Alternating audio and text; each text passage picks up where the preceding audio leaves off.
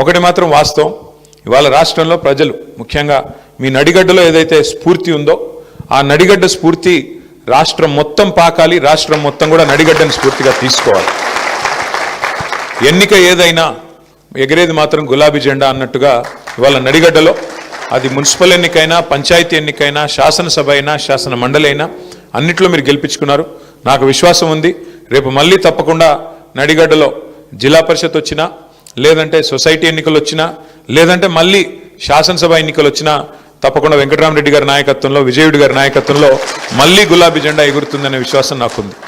కానీ అన్న మొండోడు, చాలా మొండోడు, ఏ ఒక పట్టాన్ని ఏది వినడు. నువ్వు ఏమి చెప్పినా కూడా ఆయన అల్టిమేట్గా ఆయన అనుకున్నది మాత్రం రిజల్ట్ మాత్రం తెస్తాడు.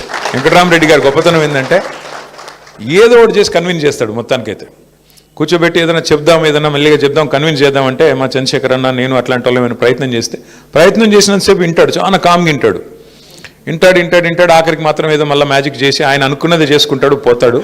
అట్లాంటి వెంకటరామరెడ్డి గారు మీకు నాయకుడిగా ఉండడం నిజంగా కూడా మీ అదృష్టం. ఎందుకంటే ప్రజల పనుల విషయంలో కూడా నాకు ఒకటే చెప్పినాడు, అన్న ఈసారి మనం అధికారం పోయింది, నాకు బాధగా ఉంది అన్నాడు.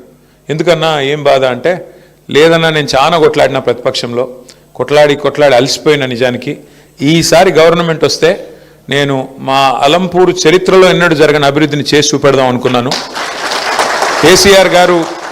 కేసీఆర్ గారికి నా మీద ప్రేమ ఉంది, నాకు తప్పకుండా నేనేది అడిగినా చేసేటోడు. బ్యాడ్ లక్ ఏంటంటే నేను కొద్దిగా లేటుగా, నిజానికి ఒక దశలో నేను రాజకీయమే వదిలేద్దాం అనుకున్నా.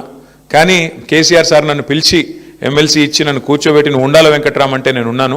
నాకంటూ వ్యక్తిగతంగా ఏమీ లేదన్నా, నా కాన్స్టిట్యున్సీ, నా జిల్లా బాగుండాలా అని నిజంగా చెప్తున్నాను.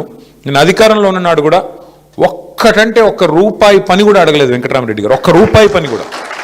ఏమన్నా అడిగినంటే మా కాన్స్టిట్యున్సీ, మాకు అలంపూర్కి ఇది కావాలా.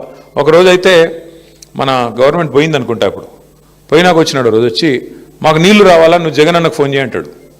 అన్న ఇప్పుడు మనం గవర్నమెంట్లో లేమే, మనకు ఇప్పుడున్న గవర్నమెంట్ చేయాల్సిన పని మనం ఏందన్నా అంటే, అప్పుడు గవర్నమెంట్లో ఉన్నామా లేదా, లేవనుకుంటా. ఫోన్ చేయన్నారు అంటే ఫోన్ చేస్తే జగన్మోహన్ రెడ్డి గారు కూడా అన్నాడు, ఎవరు నీకు వెంకటరామ్ చెప్పినాడా అన్నాడు. అవునన్నా చెప్పినాడు అంటే, నాకు కూడా ఆల్రెడీ చెప్పినాడు, మరి నీకు కూడా చెప్పిస్తున్నాడు. మొత్తానికైతే మొండోడు అంటే అంత కమిట్మెంట్. ఇప్పుడు ఏం అవసరం ఉంది, మేము గవర్నమెంట్లో లేము, ఈ గవర్నమెంట్ని తిట్టుకుంటా నడిపించేయచ్చు. వీళ్ళు చేయట్లేదా, వీళ్ళు చేయాల్సిన పని చేయట్లేదు, వీళ్ళని పట్టించుకోవట్లేదు, దున్నపోతు మీద వానబడ్డట్టున్నారని దులుపుకోవచ్చు. కానీ ప్రజల మీద, రైతాంగం మీద, ప్రాంతం మీద, నియోజకవర్గం మీద ప్రేమ ఉండే మనిషి అయితే యాడికన్నా పోయి, ఎంత దూరం అన్నా పోయి పని చేసుకొచ్చే తత్వం వెంకటరామరెడ్డి గారిది.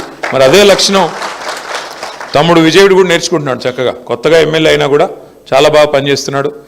మీరు తెలుగు స్పష్టంగా చదవగలుగుతారా? తెలంగాణ యాస మీద మంచి పట్టు ఉందా?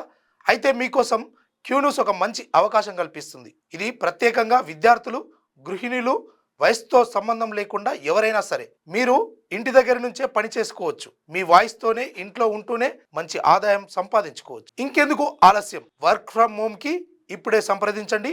మా నెంబర్లు 8688926084, 8143001981.